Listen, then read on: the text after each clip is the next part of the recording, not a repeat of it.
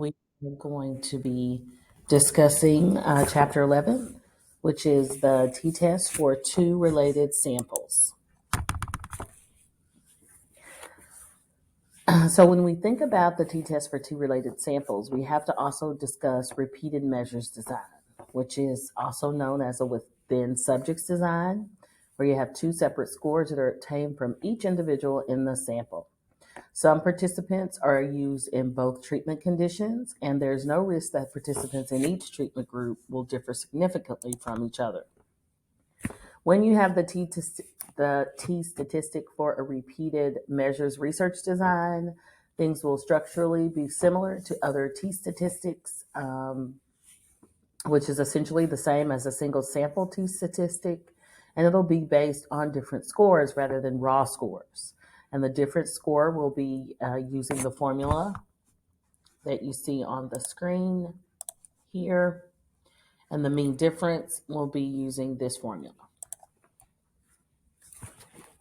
So we also have to have the hypothesis for a repeated measures t-test, and that is going to refer to the mean for the entire population of different scores, as you see with this formula.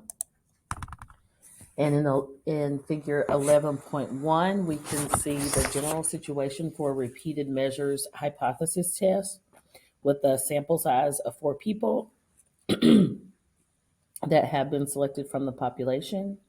Each individual is measured twice, once in a treatment 1 and then once again in treatment 2, and a different score is computed for each individual. The sample of different scores is intended to represent the population. If you notice, we're using a sample of different scores to represent a population of different scores. The mean for the population of different scores is unknown, so the null hypothesis states that there is no consistent or systematic difference between the two treatment outcomes.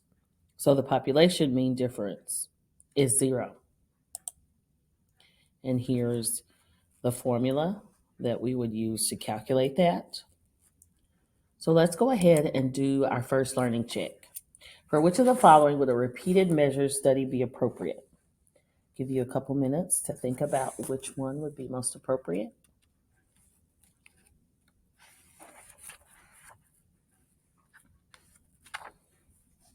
And hopefully you chose D, testing students' knowledge in September and then again in December.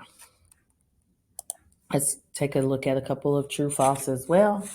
A repeated measures study requires 20 participants to obtain 20 scores in each of the conditions being compared. And as the variance of the different scores increases, the magnitude of the T statistic decreases. I'll give you a couple of minutes to think about those answers as well. And the correct answer is true and true. Each subject is tested in all treatment conditions, so only 20 subjects are required. And increasing the variance increases the denominator and therefore decreases the T statistic.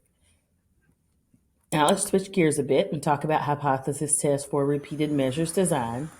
So we're always going to have a numerator of a T statistic, which measures the actual difference between the data and the hypothesis. The denominator measures the standard difference that is expected if the null hypothesis is true.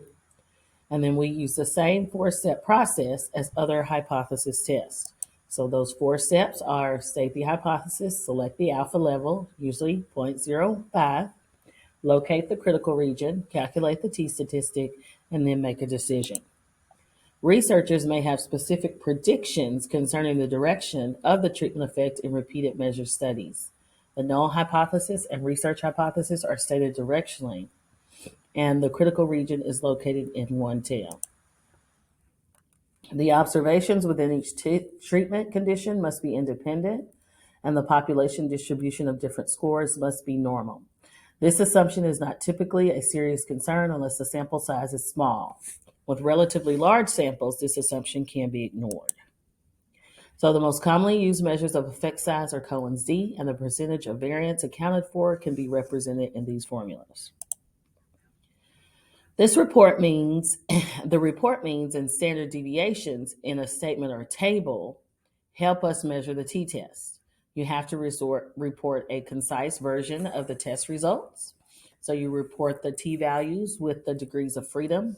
You report the significance level.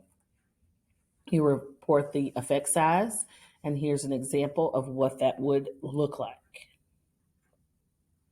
Figure 11.2 shows us the sample of different scores from the example in 11.2 with the sample mean of 4 and a standard deviation of 4. The different scores are consistently positive so that the sample mean is displaced away from 0 by the distance equal to 1 standard deviation. And then when we have the sample variance and sample size in the repeated measures t-test, we have the size of the sample mean difference, which is a larger mean difference, which is greater than a larger numerator. Then we have a sample size. If it's a large sample size, then we have a smaller standard error, the denominator, so a larger t. And then when we have a larger sample variance, we're going to have a larger standard error, the denominator, and a smaller t. Whenever the treatment has a consistent effect, we can have different scores clustered together. Our variability will be small. The treatment effect will be, if the treatment effect is inconsistent, then we're going to have different scores that are more scattered and the variability, which will be large.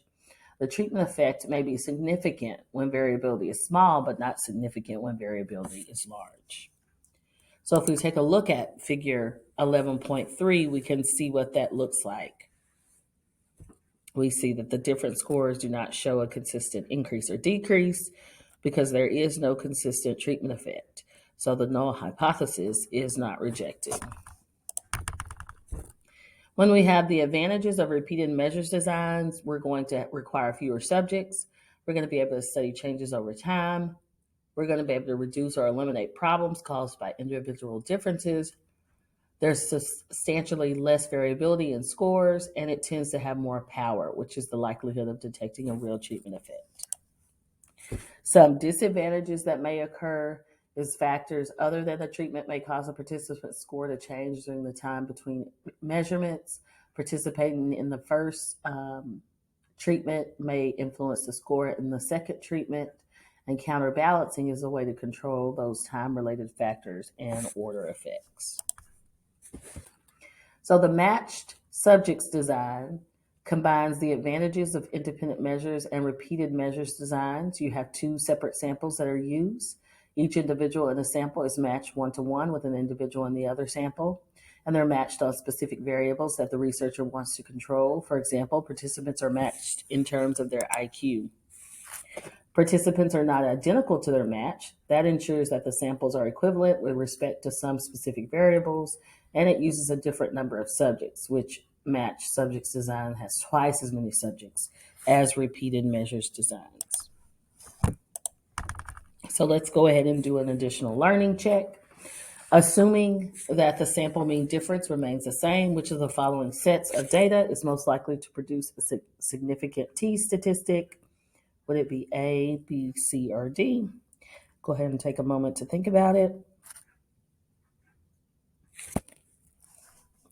And the correct answer is C. Here's some true-false questions as well. Compared to independent measures designs, repeated measures designs reduce the variance by removing individual differences, and the repeated measures t-statistic can be used with either a repeated measures or a matched subjects design. Go ahead and think about those true-false questions as well. And they're both true. Using the same subjects in both treatments remove individual differences across treatments. And both of these related sample tests reduce individual differences across treatments. So there's also a slide that shows you kind of the SPSS output for those repeated measure hypothesis tests as well. So you can see what those look like. I hope this has been helpful for you guys in understanding the information in chapter 11.